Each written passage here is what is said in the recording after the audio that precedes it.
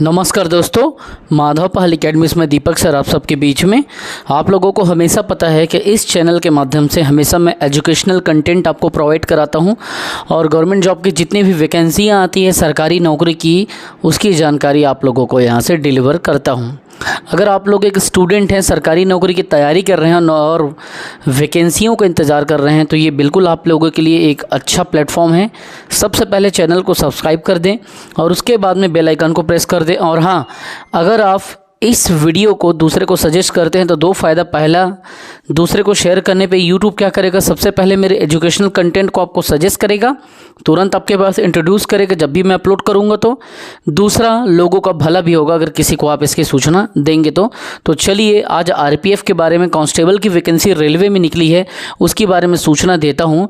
और याद रखेंगे, रेलवे सेंट्रल गवर्नमेंट ऑर्गेनाइजेशन है और हज़ारों के मात्रा में वैकेंसी आया है इलेक्शन के टाइम, तो इसके बारे में पूरी जानकारी दूंगा। इसका पीडीएफ आप लोगों को मैं टेलीग्राम में डाल दूंगा और साथ ही साथ में यहाँ पे व्हाट्सएप का लिंक भी दिया गया है वीडियो में, तो अब व्हाट्सएप से जाके जुड़े, वहाँ पे भी इसका मैं आपको पीडीएफ दे दूंगा। पूरी जानकारी आप पीडीएफ से पढ़ लेना। यहाँ सिर्फ 2 या 3 मुद्दों को बात करूँगा जो कि इंपॉर्टेंट है, ठीक है। कितनी सैलरी होगी, एग्ज़ाम कब होगा, इस टाइप का जो चीज़ है, मेन जो चीज़ है, फॉर्म का डेट क्या है, एज रिलैक्सेशन क्या मिला है ST SC OBC और जनरल को, उसके मैटर पे बात करेंगे। सबसे पहले जब देख लीजिए, आप जब इसको ओपन करेंगे तो आपको इंडियन रेलवे का लोगो मिलेगा यहाँ पे लगा हुआ। मैं खुद इंडियन रेलवे पे वर्किंग हूँ और इंडियन रेलवे पे काम करके एक अच्छी अनुभव इंसान को मिलता है, जो कि मुझे खुद मिला है। चाहे मेडिकल फैसिलिटी हो, चाहे आपका पास PTO इत्यादि चीज़ों का हो, सैलरी भी इतना रहता है कि आप ज़िंदगी को बेहतर तरीके से जी लेते हैं। डिपार्टमेंट आपका चाहे मैकेनिकल हो, इंजीनियरिंग हो या पर्सनल हो, पुलिस विभाग हो, कोई दिक्कत नहीं है, ठीक है। देखिए समझो, ये मिनिस्ट्री ऑफ रेलवे के थ्रू इसको कराया जा रहा है। इसका जो एम्प्लॉई कोड है, समझ लो आरपीएफ का, वो 02/2024 मतलब फरवरी 2024 में डिक्लेयर हुआ था, ठीक है। और उसके बाद में ये अभी आउट हुआ है। तो ये क्या है, इसका रोजगार भर्ती क्रमांक है ना। तो एम्प्लॉयमेंट नोटिस का ये नंबर है। अब इसको अपन देखते हैं आगे। इसमें कुछ मूल बातों को ध्यान देखेंगे। सबसे पहले रिक्रूटमेंट किसका हो रहा है, तो कांस्टेबल का एग्जीक्यूटिव के अंतर्गत इसको रखा गया है। और रेलवे क्या करेगा, इसका भर्ती कराएगा, है ना। इसका फुल फॉर्म क्या होता है आरपीएफ का, railway protection force and railway protection special force, ठीक। अब इस पे इसका पीडीएफ में दे दूंगा, पूरा नियम कायदा आप खुद पढ़ना। यहाँ पे मूल मुद्दे की बात करूँगा, जैसे कि इसका ओपनिंग डेट ऑफ एप्लीकेशन क्या था, तो 15 अप्रैल था। मेरे पास ऑलरेडी पेड क्लासेस चल रहे हैं, CG सेट के, UGC नेट के, पेपर 1 के, PSC के, व्यापम के, हॉस्टल वार्डन के, टीचर भर्ती के, पटवारी के। मैं सब में बिजी हो गया था, तो इसका वीडियो मैं बना के रखा था लेकिन अपलोड नहीं कर पाया था।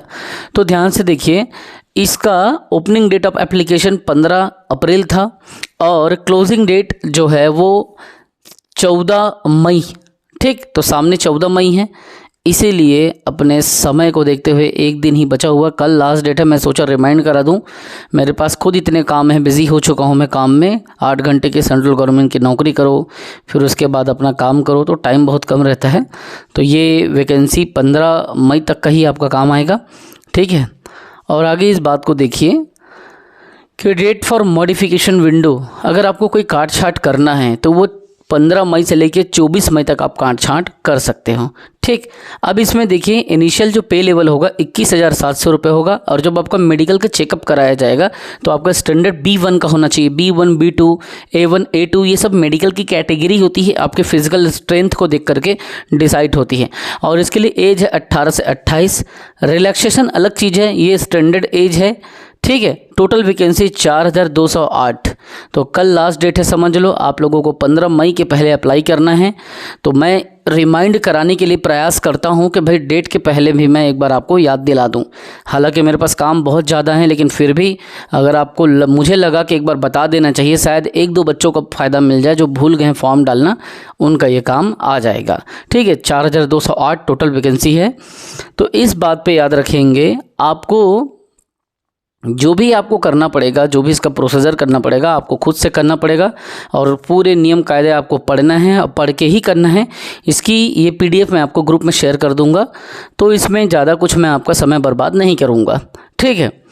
अब इसमें देखिएगा, जब बात आता है एज लिमिट का, तो इसमें क्या कर दिया गया है, 1/7/2024 के तहत इसमें एज लिमिट 18 से 28 है। As applicable to this notification as on इस डेट के हिसाब से, ठीक। और इसके बारे में टोटल यहाँ पे जानकारी दी गई है। एसटी एससी लोगों को 5 साल का यहाँ पे एज रिलैक्सेशन मिलेगा। ओबीसी जो नॉन क्रिमिलेयर है उसको 3 साल मिलेगा, ठीक है। और जो एक्स सर्विसमैन है उनको 3 साल मिलेगा। ओबीसी जो नॉन क्रिमिलेयर में आता है 6 साल मिलेगा। एससी एसटी एक्स सर्विसमैन को 8 साल मिलेगा। इस तरीके से एज रिलैक्सेशन कर दिया गया है। अब आप देख लीजिए, कल लास्ट डेट है। अगर आपके पास में समय है, ये सूचना आपके पास पहुंच जाती है, तो आप इसको क्या करो, तुरंत अप्लाई करो, क्योंकि डेट बहुत कम है। 15 तारीख लास्ट डेट है, ठीक है। मैं इस पे वीडियो बनाने के लिए सोच रहा था बनाऊं कि ना बनाऊं, लेकिन मुझे लगा कि शायद किसी का काम आ जाए, डेट ख़त्म होने के पहले लोगों तक जानकारी पहुंच जाए। तो मेरा मंशा केवल आपको रिमाइंड कराना था, ठीक है। तो इतनी बातें आप याद रखेंगे और आपको उसी के लेवल पे इसमें काम करना है। फॉर्म जब भरेंगे आप इसको, तो इसमें क्या है, 500 रुपये का फ़ीस है। और एसटी एससी फीमेल इस टाइप के जो कैटेगरी में आते हैं उनको 250 रुपये फ़ीस लगेगा। तो ये बातें बिल्कुल आप अच्छे से आप जान लें, और ये रिफ़ंड नहीं होगा, ठीक है। जब एग्ज़ाम में आपको बैठते हैं तो वहाँ पे ये चीज़ें याद रखना है कि ये चीज़ें आपको रिफ़ंड नहीं होगा, ठीक है। तो चलिए, आप बिल्कुल इस वैकेंसी का लाभ लें, और मैं रिमाइंड कराने के लिए इसको मैं आपके बीच में रखा हूँ, ताकि आप लोगों को याद आ जाए। क्योंकि आप लोग क्या है, टाइम पे फॉर्म भरते नहीं हो जब तक कोई याद ना दिलाए।